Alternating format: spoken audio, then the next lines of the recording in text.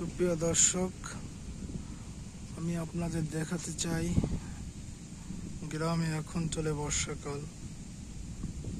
সমস্ত মাঠ ঘাট বিল পানি এসে ভরে গেছে, যার পরে প্রকৃতি হয়েছে অসাধারণ মনোমুগ্ধকর।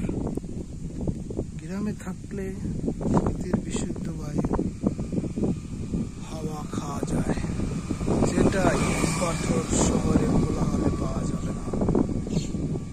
সময় পেলে সকলের উচিত তার গ্রামের মনোরম পরিবেশটাকে উপভোগ করতে।